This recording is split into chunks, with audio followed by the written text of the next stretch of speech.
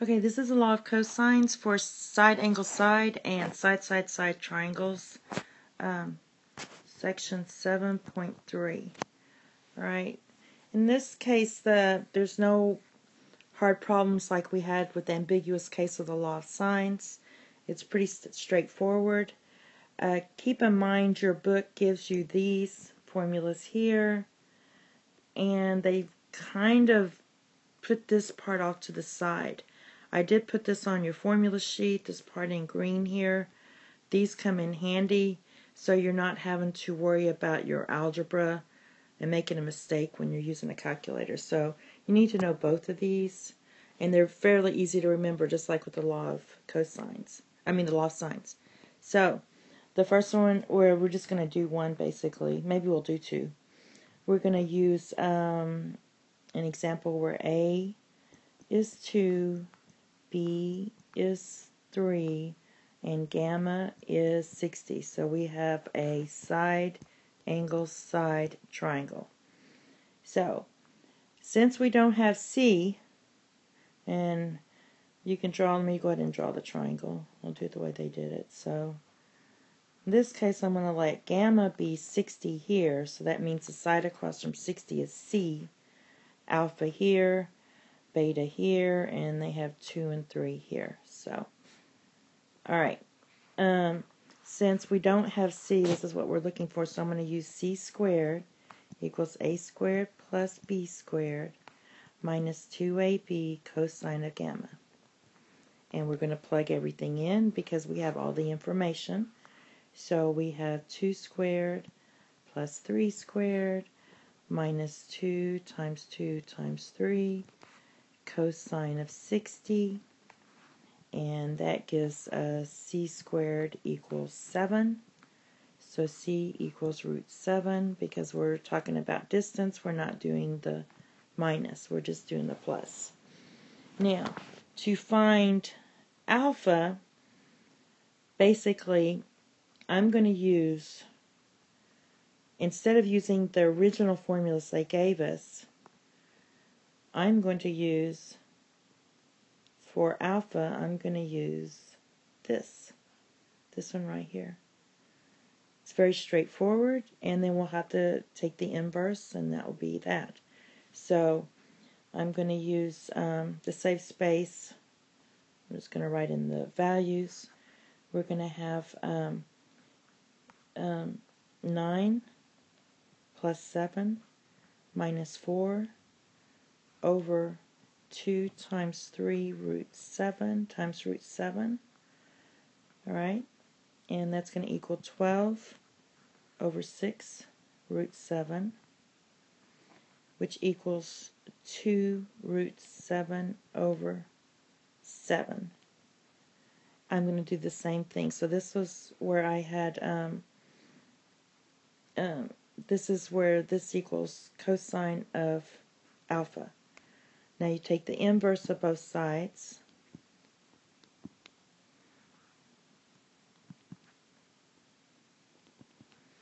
and we take the inverse, your alpha is going to equal 40.9.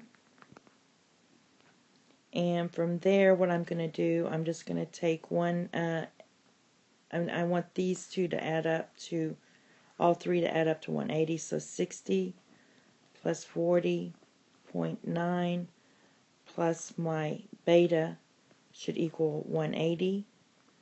And when I do that, I solve that, I get beta equals 79.1. Or you can use one of the formula, but I think this is easier. Okay, now let's do side triangle, where A is 4, B is 3, and C is 6. So I'm going to draw it like this. This is B, so this would be beta. This is 4, so this would be alpha. Gamma, the side across from gamma, is 6. So the first thing I want to do is I want to find all my angles here. Again, let me go back. So I'm going to use these 1, 2, and 3. Or maybe just 2 of them and subtract.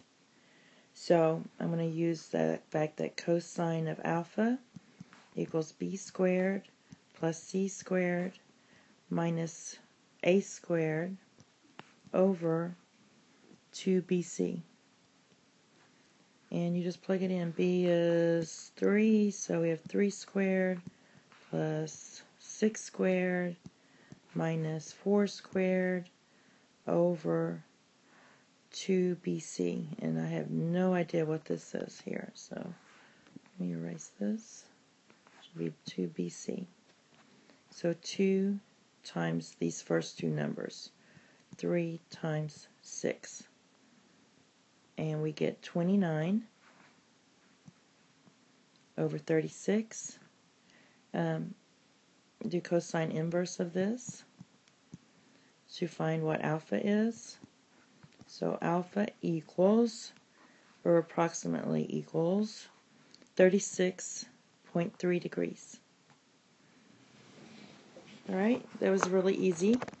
The next one we're going to find for beta. We write down the formula. Cosine of beta equals a squared plus c squared minus b squared over 2ac.